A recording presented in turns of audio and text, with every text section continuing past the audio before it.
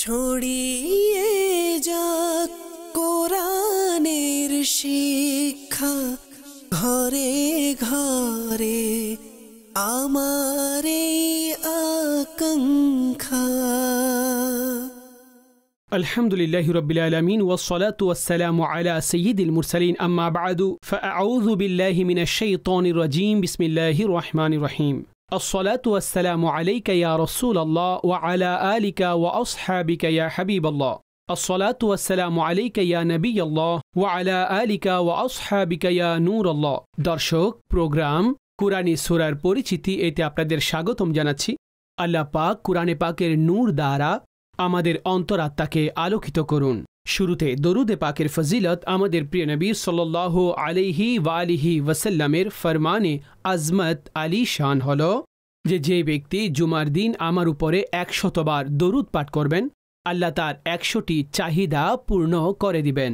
তার মধ্যে 30টি চাহিদা দুনিয়াবি এবং 70টি চাহিদা আখিরাতের আল্লাহ পূর্ণ করে দিবেন। সাল্লু আলাল হাবিব সাল্লাল্লাহু তাআলা আলা মুহাম্মদ সাল্লাল্লাহু আলাইহি ওয়া আলিহি ওয়াসাল্লাম। মাদানী চ্যানেলের দর্শক, আজকের এই প্রোগ্রামে সূরা মাইদার পার্ট 2 অর্থাৎ সূরা মাইদার বিষয়াদি সম্পর্কে আরও বেশি আলোচনা করা হবে। আপনারা আমাদের গত ধারাবাহিকে গত অনুষ্ঠানের মধ্যে সূরা মাইদার কিছু পরিচিতি এবং তার কিছু ফজিলতের ব্যাপারে শুনেছেন হয়তো। আজ ইনশাআল্লাহ তার বিষয়বস্তুর উপরে কিছুটা আলোচনা পেশ করা হবে। সূরা মাইদা কুরআনে পাকের মাদানী সূরায়ে মুবারকা, অর্থাৎ এটা হিজরতের পরে নাজিল হয়েছে। আর তার একটি আয়াতে মুবারকা আল ইয়াউমা আকমালতু লাকুম দীনাকুম ওয়া আতমামতু আলাইকুম নি'মাতি।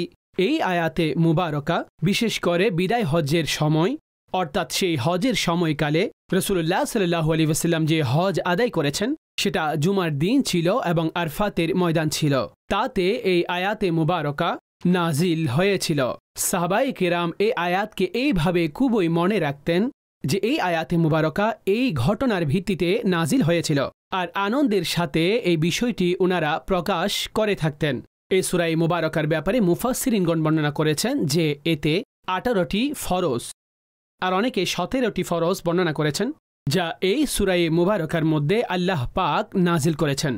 অর্থাৎ যত সংখ্যক ফরজ এই সূরার মধ্যে নাজিল হয়েছে এতটুকু ফরজ অন্য কোনো সূরার মধ্যে হয়নি। আর এটাও বর্ণনা করা হয়েছে এই সূরার কোনো আয়াত মনসুখ হয়নি, অর্থাৎ যত সংখ্যক রয়েছে তার উপরেই সেই আমল আর হুকুম তার মওজুদ রয়েছে। এই সূরা মুবারকা রাসূলুল্লাহ সাল্লাল্লাহু আলাইহি ওয়াসাল্লামের একটি হাদিসে পাকে বলা হয়েছে যে পুরুষদের জন্য সূরা মাইদা আর মহিলাদেরকে সূরা নূর শিখাও। পুরুষের জন্য সূরা মাইদা, এই সূরা মাইদার মধ্যে যেহেতু অনেক ধরনের আহকাম মজুদ রয়েছে, পবিত্রতার বিষয়ে আহকাম মজুদ রয়েছে, নেকির কাজে একে অন্যকে সহযোগিতা করা এবং অন্যায় কাজে একে অন্যকে সহযোগিতা না করা, এই সংক্রান্ত আহকাম মজুদ রয়েছে। আদল এবং ইনসাফ এর সাথে বিষয়াদি চালানোর কথা এখানে মজুদ রয়েছে। সবসময় ন্যায়পরায়ণ হওয়ার হুকুম, কিংবা কারো জাতি দুশ্মনী কিংবা শত্রুতা কিংবা নিকট আত্মীয় হওয়ার কারণে ন্যায়পরায়ণতা না করা তার বিষয়ে শাস্তির বর্ণনা রয়েছে। যে ব্যক্তি এমনিতেই অনেক ন্যায়পরায়ণ প্রসিদ্ধ, কিন্তু যখনই সামনে দুশ্মন চলে আসলো তো সে একেবারে সব ন্যায়পরায়ণতার কথা ভুলে যায় আর অন্যায়ের দিকে চলে যায়, আর তিনি এইভাবে অন্যায়ের দিকে ঝুঁকে পড়ে। অনুরূপভাবে এমনিতেই তো ব্যক্তি অনেক বেশি ন্যায়পরায়ণ, কিন্তু নিকট আত্মীয় যখন ফাইসালা করতে হবে, কোনো নিকট আত্মীয় যদি চলে আসে তখন এই বিষয়ের উপরে সে ন্যায়পরায়ণ থাকে না, তো এটাও ভুল পথে পরিচালিত হওয়া। আর এখানেও ন্যায়ের মানদণ্ড থেকে বের হয়ে গেছে আর তিনি ন্যায়পরায়ণতা এখানে ছেড়ে দিয়েছেন। আমাদেরকে আল্লাহ পাক আদল এবং ইনসাফের হুকুম তাও এই সূরা মুবারকার মধ্যে ইরশাদ করেছেন। অনুরূপভাবে এই সূরা মুবারকার মধ্যে কাউকে অনেক বেশি ক্ষতির সম্মুখীন করে দেওয়া কিংবা সম্পদের দিক থেকে ক্ষতি সাধন করা, সেই বিষয়েও এখানে এবং তার শাস্তিও সাথে সাথে এ ব্যাপারেও এই সূরা মুবারকার মধ্যে আল্লাহ পাক বর্ণনা করে দিয়েছেন। আর এটাই সেই সূরা মুবারকা যে যার শেষার্ধে হযরতে ঈসা আলাইহিস সালামের সেই মহান মুজিজাসমূহের উল্লেখ রয়েছে, যে যার মধ্যে আল্লাহ পাক ইরশাদ করেছেন যে হযরতে ঈসা আলাইহিস সালাতু ওয়াস সালাম যিনি আল্লাহর হুকুমে আল্লাহর অনুমতি ক্রমে তিনি মাটির পাখি বানিয়ে মূলত সেখানে তিনি সেটাকে উড়তে বলেছেন, তো সেটা উড়ে যায়। ঈসা আলাইহিস সালাতু ওয়াস সালাম যদি কোনো মাইয়াত মৃতকে বলেন জিন্দা হয়ে যাও, তো সেটা জীবিত হয়ে যায়। তিনি আলাইহিসসালাতু ওয়াসসালাম যদি কোনো শ্বেতরোগী কিংবা কোনো অন্ধ ব্যক্তির উপরে হাত বুলায় আল্লাহ তাকেও শিফা দান করতেন। তো হযরতে ঈসা আলাইহিসসালামের মুজিজাসমূহের ব্যাপারেও এই সূরার মধ্যে মজুদ রয়েছে। আর এটাই সেই সূরায়ে মুবারকা যে যার কারণে এই সূরার নাম আল মাঈদা রাখা হয়েছে, যে হযরত ঈসা আলাইহিসসালাম আল্লাহর বারগাহে দোয়া করেছিলেন, হে আল্লাহ আসমান থেকে খাবার নাজিল করুন। তো আসমান থেকে যে খাবার নাজিল হয়েছিল আর হযরত ঈসা আলাইহিসসালাম ওনার হাওয়ারিরা যে এই খাবার পেয়েছিলেন, তো এই মহান নিয়ামতেরও এই সূরার মধ্যে আল্লাহ পাক এটাও এখানে উল্লেখ করে দিয়েছেন। আর সেই দস্তরখানের নিসবতে এই সূরা মুবারকার নাম আল মাঈদা রাখা হয়েছে, সূরা মাঈদা। দর্শকবৃন্দ, যেখানে এই সূরা মুবারকার মধ্যে অনেক আহকাম বর্ণিত হয়েছে, সেখানে এই সূরার মধ্যে আকাইদ সংক্রান্ত, জি হ্যাঁ, আকাইদ সংক্রান্ত অনেক বিষয় এই সূরার মধ্যে মজুদ রয়েছে। যেমন নবী পাক সাল্লাল্লাহু আলাইহি ওয়াসাল্লামের নূর হওয়া সংক্রান্ত আকীদা, আকীদায়ে নূর ও বশর। আমাদের এটা ঈমান এবং আকীদা, আমাদের প্রিয় নবী সাল্লাল্লাহু আলাইহি ওয়াসাল্লাম তিনি বশরও আর তিনি নূরও, নূরও তিনি, বশরও তিনি। অর্থাৎ নবী পাক সাল্লাল্লাহু আলাইহি ওয়াসাল্লামের জন্য ওনার ব্যাপারে আমাদের এই আকীদা অকাট্যভাবে শুধুমাত্র এটা নয় যে তিনি শুধুমাত্র নূর, বশর নন, এমনটা নয়, বরং ওনার যে বশরিয়তের যারা অস্বীকার করে তারা ইসলামের সীমানা থেকে বের হয়ে যায়, কুরআনে পাক এটা বর্ণনা করেছেন। তো হুজুর সাল্লাল্লাহু আলাইহি ওয়াসাল্লাম অবশ্যই বশর, কিন্তু সাধারণ মানুষদের মতো বশর নন, বরং এই বশরদের মধ্য থেকে যেটা সবচাইতে বেশি শান এবং ফজিলতওয়ালা হযরত আম্বিয়ায়ে কেরাম আলাইহিমুসসালাম রয়েছেন। অতঃপর আম্বিয়ায়ে কেরামদের মধ্য থেকে সবচাইতে বেশি শানওয়ালা আল্লাহর রাসূল, কেননা রাসূল ওনারা নবী থেকে আফজল হয়ে থাকেন। আর সেই রসুলদের মধ্যে বিশেষ শানওয়ালা উলুল আজম রসুল যারা, আর তাদের মধ্যে শানওয়ালা হযরতে ইব্রাহিম আলাইহিসসালাম। আর হযরতে ইব্রাহিম আলাইহিসসালামের চাইতে বেশি শানওয়ালা আমার আর আপনার প্রিয় নবী সাল্লাল্লাহু আলাইহি ওয়াসাল্লামের শান। তো বশর আমরা ওনাকে সাধারণ মানুষদের মতো বলি না, বরং বলে থাকি তিনি অবশ্যই বশর। অর্থাৎ হুজুর সাল্লাল্লাহু আলাইহি ওয়াসাল্লামেরও হাত রয়েছে, চোখ রয়েছে, মস্তক রয়েছে। এই বিষয়গুলো সাধারণ বশরের মতো বিষয় ছিল ওনার, কিন্তু তিনি সৈয়দুল বশর, বশরদেরও তিনি সৈয়দ হয়ে দুনিয়ার মধ্যে তশরিফ এনেছিলেন, সাথে সাথে ওনার রাতে মুবারকা নূরও। তো এই জন্য এটা অনেক সুন্দর এবং দলিল ভিত্তিক আকীদা দর্শকবৃন্দ।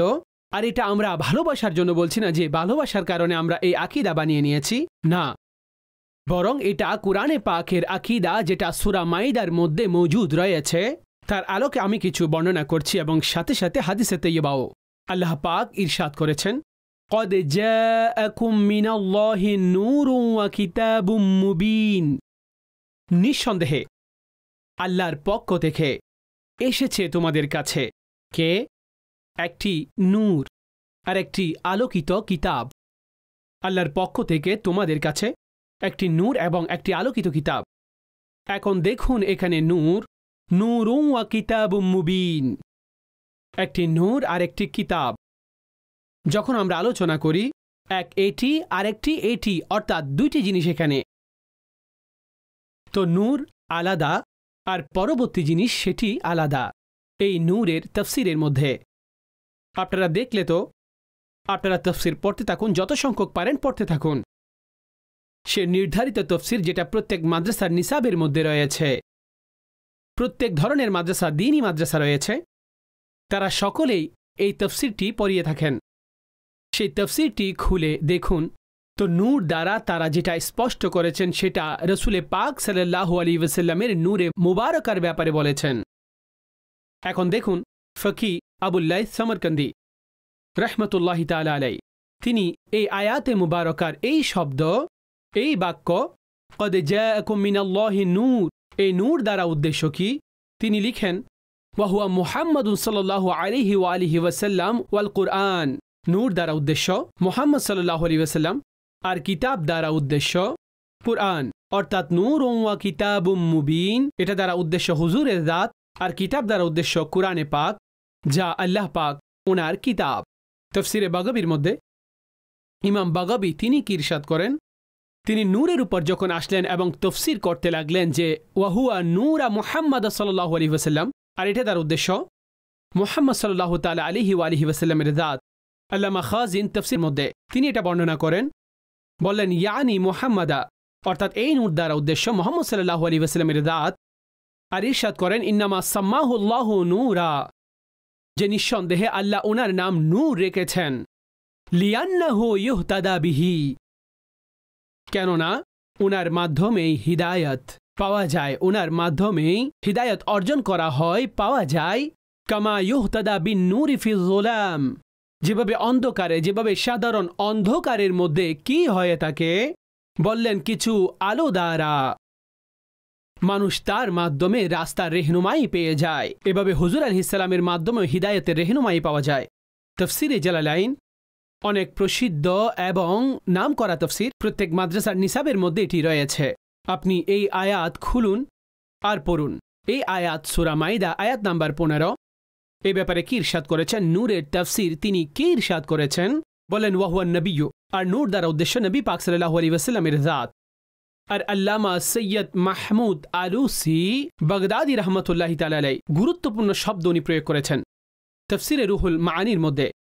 বললেন নূরুন, এটা দ্বারা উদ্দেশ্য কি? ইরশাদ করেন ওয়াহুয়া নূরুল আনওয়ার, একটি নূর নয় বরং তিনি তো সমস্ত নূরদেরও নূর। ওয়াহুয়া নূরুল আনওয়ার, তিনি সমস্ত নূরদেরও নূর। ওয়া নবিউল মুখতার, আর এটা দ্বারা উদ্দেশ্য নবী মুখতার সাল্লাল্লাহু আলাইহি ওয়াসাল্লামের জাত। তাফসীরে সাবির মধ্যে আল্লামা সাবি রহমতুল্লাহি তাআলা আলাইহি তিনি বর্ণনা করেন ওয়াসুমিয়া নূরা, যে হুজুর সাল্লাল্লাহু আলাইহি ওয়াসাল্লামকে নূর দ্বারা যে ডাকা হয়েছে, এই নাম কেন দেওয়া হয়েছে? লিয়ান্নাহু ইউনাవ్বিরুল বাসাইর, ওনার জাত তো এমন জাত যেটা দৃষ্টিশক্তিসমূহ যিনি দান করে থাকেন, দৃষ্টিশক্তি দান করেন। অতঃপর ইরশাদ করেন ওয়ায়াহদিহা লিররিশাদ, আর তিনি তাদেরকে ভালো রাস্তা প্রদর্শন করেন। আরেকটি কথা তিনি এখানে উল্লেখ করেছেন যে লিআন্নাহু আসলু কুল্লি নূরিন হিসসিন ওয়া মা'নাবিয়িন, বললেন যে প্রত্যেক নূরে হিসসি, প্রত্যেক নূরে মানবী, এই সব কিছুর মূল যদি দেখতে হয় তো প্রিয় মুস্তাফা করিম সাল্লাল্লাহু আলাইহি ওয়াসাল্লামকে দেখুন। অনেক লোক তর্কে লিপ্ত হয়েছেন, তারা বলেছেন যে নূর কিন্তু মানবী নূর, শুধুমাত্র মানবী নূর। মানবী নূর দ্বারা উদ্দেশ্য যার মাধ্যমে হিদায়াত পাওয়া যায়। হুজুর আলাইহিস সালামের মাধ্যমে ইসলামের নূর পাওয়া গেছে, হিদায়াতের নূর পেয়েছেন, উনি এই ধরনের নূর। মনে রাখবেন যে নবী পাক সাল্লাল্লাহু আলাইহি ওয়াসাল্লাম হিসসি নূরও মানবী নূরও, মানবীর বিষয়টি তো কেউ অস্বীকারও করতে পারেন না। হিসসি দ্বারা উদ্দেশ্য যে হুজুরের নূরানি চেহারা, ওনার পবিত্র জিসমে আতহার, এগুলো নূর। মানবী তো সবাই মেনে থাকেন যে হুজুর আলাইহিস সালামের মাধ্যমেই তো দ্বীন পাওয়া গেছে, আল্লাহর তাওহীদের এভাবে এলান হয়েছে, আর কুফর শিরিককে মিটিয়ে দেওয়া হয়েছে। প্রত্যেক দিকে এই অন্ধকারকে দূর করে নূর বন্টন করা হয়েছে। তো ইসলামের এই নূর, তিনি তো মানবী নূর, অবশ্যই তিনি। মূল ইখতিলাফ হিসি এর বিষয়ে, আর সেটাও কেমন ইখতিলাফ যে ব্যক্তি এত সংখ্যক তফসিরের মাধ্যমেও নজর ফিরিয়ে নিবে। আর শুধুমাত্র তফসির নয়, আসুন আমি আপনাদেরকে হাদিসও বলছি যে হুজুর আলাইহিস সালাতু ওয়াস সালামের মুবারক শরীর, চেহারা, এটা নূর ছিল।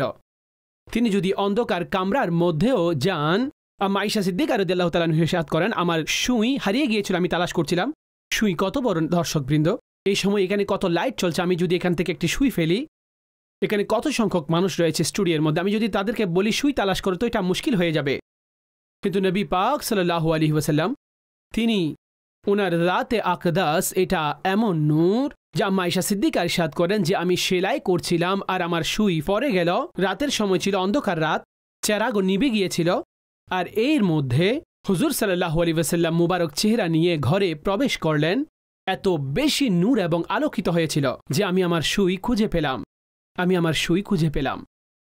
আরও একটি হাদিসে পাক ইমাম বুখারী রাহমাতুল্লাহি তাআলা আলাইহি ওনার উস্তাদ যেটা বর্ণনা করছেন সেটা শুনব, বরং খুদ রাসূলুল্লাহ সাল্লাল্লাহু আলাইহি ওয়াসাল্লামের একটি হাদিসে পাক যেটা ইমাম বুখারী এবং ইমাম মুসলিম রাহমাতুল্লাহি তাআলা আলাইহিমা ওনাদের উস্তাদ ইমাম আব্দুর রাজ্জাক রাহমাতুল্লাহি তাআলা আলাইহির মুসান্নিফ আব্দুর রাজ্জাকের মধ্যে এর রওয়ায়াত রয়েছে। হযরতে জাবের রাদিয়াল্লাহু তাআলা আনহু উনি বর্ণনা করেন তিনি রাসূলুল্লাহ সাল্লাল্লাহু আলাইহি ওয়াসাল্লামের কাছে প্রশ্ন করলেন, সাআলতু রাসূলুল্লাহ সাল্লাল্লাহু আলাইহি ওয়া আলিহি ওয়াসাল্লাম আন আউয়ালি শাইইন খালাকাহু আল্লাহু তাআলা যে আমি রাসূলুল্লাহ সাল্লাল্লাহু আলাইহি ওয়াসাল্লামের কাছে জিজ্ঞেস করলাম যে আল্লাহ সর্বপ্রথম কোন জিনিসটি সৃষ্টি করেছেন, সর্বপ্রথম আল্লাহ কাকে সৃষ্টি করেছেন? তো নবী পাক সাল্লাল্লাহু আলাইহি ওয়াসাল্লাম বললেন, ফাকাল হুয়া নূরু নবিয়্যিকা ইয়া জাবিরু খলাকাহুল্লাহু। হে জাবের, সেটা তোমাদের নবীর নূর ছিল যেটা আল্লাহ সর্বপ্রথম সৃষ্টি করেছেন। সর্বপ্রথম তোমার নবীর নূরকে আল্লাহ সৃষ্টি করেছেন। এটাও রেওয়ায়াত যেটা হুদ রাসূলুল্লাহ সাল্লাল্লাহু আলাইহি ওয়াসাল্লাম উনি বর্ণনা করেছেন। অর্থাৎ সর্বপ্রথম আল্লাহ হুজুরের নূরকে সৃষ্টি করেছেন, আর এই নূর থেকে আরও টুকরো করা হয়েছে যার মধ্য থেকে অন্যান্য বস্তুসমূহ সৃষ্টি করা হয়েছে। আর এটাও রেওয়ায়াতের মধ্যে মৌজুদ যে সূর্য রয়েছে, চাঁদ রয়েছে, তারা রয়েছে, জমিন রয়েছে, আসমান রয়েছে, জান্নাত রয়েছে, জাহান্নাম রয়েছে, আমাদের চোখের জ্যোতি রয়েছে। এই সব কিছু কোত্থেকে? এটা হুজুর আলাইহিস সালামের নূর থেকে পরবর্তীতে টুকরো করে এই বস্তুসমূহকে আল্লাহ পাক সৃষ্টি করেছেন। তো আমাদের ঈমান আকীদা যে হুজুর আকরাম সাল্লাল্লাহু আলাইহি ওয়াসাল্লাম তিনি নূরও, হুজুর আলাইহিস সালাম তিনি বশরও। হুজুর সাল্লাল্লাহু আলাইহি ওয়াসাল্লাম নিজের হাকিকত এবং মৌলিকত্বের বিবেচনায় তিনি নূর, দুনিয়াতে আসার মাধ্যমে তিনি বশর, আর এই বশরী বিষয়সমূহের মধ্যেও ওনার নূরের প্রকাশও হয়ে থাকে। এখন কেউ এটা বলতে পারবে না যখন নূর তখন বশর কিভাবে? তো হযরত জিবরাইল আমিন আলাইহিস সালাম 100 ভাগ নূর, সমস্ত ফেরেশতারা নূর, তো তিনিও মানবীয় সুরতে আসতেন, মানবীয় আকৃতিতে হুজুর আলাইহিস সালাতু ওয়াসসালামের কাছেও আসতেন। তো কোনো নূরের মানবীয় আকৃতিতে আসা তো এটা কোনো বড় বিষয় নয়। এটা বলতে পারবেন না নূর হলে মানবীয় আকৃতিতে কিভাবে এসেছেন। তো যেইভাবে আল্লাহ জিবরাইলে আমিনকে পাঠাতেন, এভাবে হুজুর আলাইহিস সালাতু ওয়াসসালাম মানবীয় আকৃতিতে দুনিয়ার মধ্যে তশরিফ এনেছেন। তিনি বশরও, হুজুরের জাত নূরও। আরেকটি আকীদার ব্যাখ্যা, তাও আয়াতে ওয়াসিলা যেটা এই সূরা মাইদার মধ্যে মজুদ রয়েছে। আল্লাহ ইরশাদ করেছেন, ইয়া আইয়ুহাল্লাযীনা আমানুত্তাকুল্লাহ ওয়াবতাগু ইলাইহিল ওয়াসিলা। হে ঈমানদারেরা, আল্লাহকে ভয় করো আর ওনার দিকে ওয়াসিলা তালাশ করো, আর ওনার দিকে ওয়াসিলা তালাশ করো। দর্শক বৃন্দ, আল্লাহকে ভয় করা, তাকওয়া ইখতিয়ার করা, আর দ্বিতীয় বিষয় বলা হয়েছে ওয়াসিলা তালাশ করা। এখন এই ওয়াসিলা কি? আল্লাহর দিকে যাওয়ার, আল্লাহর নৈকট্য অর্জন করার জন্য ওয়াসিলা তালাশ করা। এটা রাতেরও ওয়াসিলা এবং আমলেরও ওয়াসিলা। আমাদের এ ব্যাপারে তাফসীরের আলোকে এবং হাদিসের আলোকে যে আমাদের আকীদা যে কোনো নৈকট্যপূর্ণ বিষয়ের ওয়াসিলার মাধ্যমে আল্লাহর নৈকট্য অর্জন করা যায়, চাই সেটা রাতের ওয়াসিলা হোক, আল্লাহর সাথে নৈকট্য রাখে এমন রাতের ওয়াসিলা হোক, কিংবা আমলের ওয়াসিলা হোক। আপনি নামাজ পড়ুন, এটাও ওয়াসিলা। আপনি কোনো গুনাহ থেকে বেঁচে থাকেন, আল্লাহকে ভয় করে, এটাও ওয়াসিলা। জি হ্যাঁ, এটাও ওয়াসিলা হয়ে যায়। আপনি নেকির কাজ করলেন, এই আমলও ওয়াসিলা। আপনি ফরজ এবং ওয়াজিবের উপর আমল করলেন, এটাও ওয়াসিলা। আপনি মসজিদ নির্মাণ করুন, মসজিদের পরিচর্যা করুন, এটাও আল্লাহর বারগাহে ওয়াসিলা। সর্বোপরি আপনি ঈমানদারির সাথে আপনার কারবার অর্থাৎ ব্যবসা পরিচালনা করুন, তো এটাও আল্লাহর বারগাহে ওয়াসিলা হয়ে যায় যে আল্লাহ পাক আপনাকে আপন নৈকট্য দান করবেন। এই সব ওয়াসিলা, তো এগুলোকে বলা হয় ওয়াসিলা বিল আমল, আমলের ওয়াসিলা। হজ রয়েছে, উমরা রয়েছে, রোজা রয়েছে, যাকাত রয়েছে, কুরবানি রয়েছে, সব কিছুই ওয়াসিলা হয়ে যায়। অনুরূপভাবে রাতের ওয়াসিলা, আল্লাহর প্রিয়ভাজনদের ওয়াসিলা তালাশ করা, এটাও এর মধ্যে অন্তর্ভুক্ত রয়েছে। সেটা কিভাবে? আপনারা দেখুন সূরা আলে ইমরানের মধ্যে আল্লাহ ইরশাদ করেছেন, হুনালিকা দা জাকারিয়া রাব্বাহ, যে মেহরাবে মরিয়মের মধ্যে দাঁড়িয়ে হযরত জাকারিয়া আলাইহিস সালাম দোয়া করেছেন, তো সেই মেহরাব যেখানে হযরতে মরিয়ম রাদিয়াল্লাহু তাআলা আনহা ইবাদত করতেন, সেটা দোয়া কবুল হওয়ার কারণ হয়ে গেল, সেটা দোয়া কবুল হওয়ার কারণ হয়ে গেল। তো এটাও ওয়াসিলা। ওয়াত্তাখিযু মিন মাকামি ইব্রাহিমা মুসাল্লা, মাকামে ইব্রাহিমকে মুসাল্লা বানিয়ে নাও। ইব্রাহিম আলাইহিস সালামের দাঁড়ানোর জায়গাকে নিজের জন্য নামাজের জায়গা বানিয়ে নাও, এটা মুবারক জায়গা। আপনারা বলুন যে নফল পড়তে হবে, যে সমস্ত হেরাম আল্লাহ পাকের, কিন্তু বলেছেন যেখানে আমার খলিলের কদম লেগেছে সেখানে চলে আসো। তো এটাও আল্লাহর নৈকট্য অর্জনের একটি ওয়াসিলা হয়ে যায়।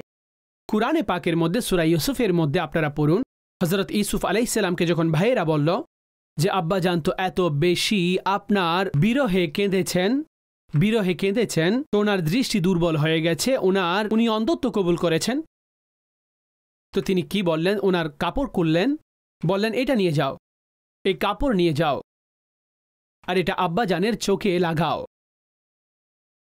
যখন এই কাপড় নিয়ে আসছিলেন তো এখন অনেক মাইল দূরে ঘর থেকে, তো হযরত ইয়াকুব আলাইহিস সালাম আল্লাহু আকবার এত বয়স হওয়ার পরে তিনি কি বলেছিলেন যে ইন্নী লা আজিদু রিহা ইউসুফ, আমি ইউসুফের সুবাস পাচ্ছি, আমি আজ ইউসুফের খুশবু পাচ্ছি।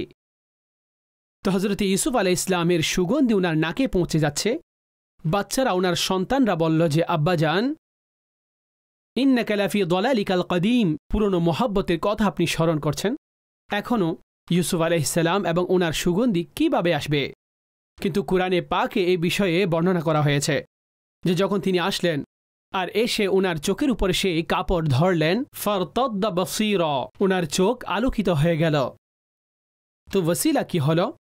কাপড় হয়ে গেল ওসিলা, যা হযরতে ইউসুফ আলাইহিস সালামের। কুরআনে পাকে তাবুতে সাকিনার কথা উল্লেখ রয়েছে। জি হ্যাঁ, সেই মুবারক সিন্দুক যার মধ্যে আম্বিয়াগণের নিদর্শন, ব্যবহৃত জিনিস সেগুলো মজুদ ছিল। তো বনি ইসরায়েল কি করত? সেই তাবুতে সাকিনার মাধ্যমে যুদ্ধে জয়লাভ করে নিত। তো এমন বস্তু, চাই সেটা আম্বিয়ায়ে কেরাম আলাইহিমুসসালাম, সাহাবায়ে কেরাম, আহলে বাইত আতহার, আউলিয়ায়ে সালেহিন, ওনাদের জাত আর ওনাদের সাথে সম্পৃক্ত এমন বস্তু, এগুলো ওসিলা হয়ে যায় দর্শকবৃন্দ, যেগুলোর মাধ্যমেও ব্যক্তি আল্লাহর নৈকট্য হাসিল করে এসেছেন আর নিজের দোয়াসমূহের কবুলের জন্য ওনাদের জাতের ওসিলা দিয়ে থাকেন, আল্লাহ কবুল করে থাকেন। তো এই ওসিলার যে আকীদা রয়েছে এটাও এই সূরা মাইদার বিষয়বস্তুর মধ্যে অন্তর্ভুক্ত। আর এইখানে আল্লাহ পাক এগুলো বর্ণনা করেছেন। সুনানে দারিমির মধ্যে রওয়ায়াত রয়েছে একবার মদিনায় পাকে দুর্ভিক্ষ হল। তো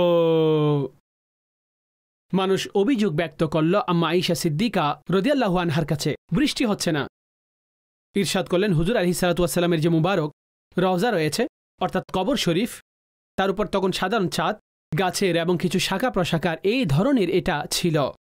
বলেন এই ছাদকে এখান থেকে খুলে দাও, আসমান ডাইরেক্ট দেখে নিক রাসূলুল্লাহ সাল্লাল্লাহু আলাইহি ওয়াসাল্লামের কবর, মাজার শরীফ। মানুষ এমনটাই করল, মাত্র করে বসল। ওনারা বললেন যে এত বেশি বৃষ্টি হলো। তারা বললেন যে দুর্ভিক্ষ ছিল সেটা তো চলে গেছে এবং এত বেশি ফসল হলো, ফসল আমাদের চারিদিকে সুজলা সুফলা হয়ে গেল। প্রাণীগুলো আমাদের এত বেশি মোটা তাজা হয়ে গেছে যে তাতে এত চর্বি হলো যেন ফেটে না যায়, এত বেশি মোটা হয়ে গেল। এজন্য আমুল ফথ এটার নাম রাখা হয়েছে, অর্থাৎ ফাটলের বছর। যে এইভাবে আল্লাহ পাক বরকত দান করেছেন আর পানির এই মহা নিয়ামত দান করেছেন যে ফসল উঠে গেল, প্রাণীরাও শক্তিশালী হয়ে গেল, সমস্ত দিকে আনন্দ ছেয়ে গেল। এটা কিভাবে হলো? আম্মা আয়েশা সিদ্দিকা রাদিয়াল্লাহু তাআলা আনহা বললেন যে হুজুর আলাইহিস সালাতু ওয়াস সালামের মাজার শরীফ আর আসমানের সাথে কোনো বস্তু যেন আড়াল না থাকে, এমনটা করে নাও। আর এটা করলো আর এমনটাই হলো। এই ধরনের আরও অসংখ্য রিওয়ায়াত সালাতে হাজাত এই সংক্রান্ত, সেটাও ওসিলার ব্যাপারে। রাসূলুল্লাহ সাল্লাল্লাহু আলাইহি ওয়াসাল্লামের চাচার ওসিলার মাধ্যমেও সাহাবায়ে কেরাম আলাইহিম রিদওয়ান দোয়া করেছেন আর আল্লাহ পাক কবুল করে নিয়েছেন। আর তারা এটা এই জন্য করতেন যে কেউ যেন এটা মনে না করে যে শুধুমাত্র হুজুর আলাইহিস সালাতু ওয়াস সালামের ওসিলা দেওয়া যাবে, অন্য কারো ওসিলা দেওয়া যাবে না। যারা ওনার সাথে নিসবত এবং নৈকট্য রাখেন, চাচার ওসিলা দিলেও সেটাও কবুল হয়ে যায়। তো ওসিলা আল্লাহর নৈকট্য অর্জন করার জন্য যে সমস্ত মাধ্যম বান্দা ব্যবহার করবেন তাকেই ওসিলা বলা হয়। দর্শকবৃন্দ, আমাদের প্রত্যেক এমন আমল সেগুলো করা উচিত।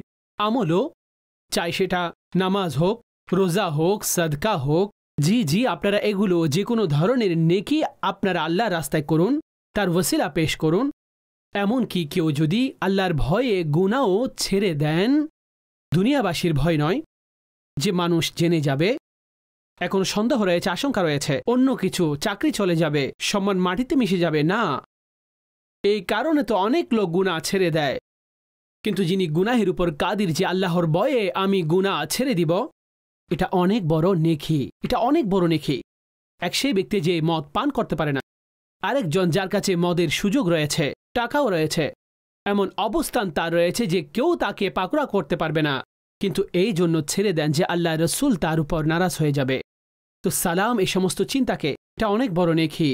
আর রেওয়ায়েতের মধ্যে এই সমস্ত গুনাহের আলোচনা মজুদ আছে যে কোনো ব্যক্তি যখন আল্লাহর ভয়ে এই সমস্ত গুনাহ ছেড়ে দেন অতঃপর আল্লাহর বারগাহে দোয়া করেন যে হে আল্লাহ, যে গুনাহ আমি একদিন ছেড়ে দিয়েছিলাম, আপনার ভয়ে আমি ছেড়ে দিয়েছিলাম, হে আল্লাহ সেই আমার আমলের কারণে আমাকে আমার এই মুশকিল দূরীভূত করে দিন। আর আল্লাহ দূরীভূত করে দেন। তো এটা নেকি দর্শকবৃন্দ, যে যখন আপনি গুনাহ আল্লাহর ভয়ে আপনি ছেড়ে দিয়ে চলে যান তো আল্লাহ পাক এর উপরে পুরস্কারও দান করেন। আর এই আমলও আল্লাহর বারগাহে এক ধরনের ওয়াসিলা হয়ে যায়। টপিক অনেক বেশি লম্বা।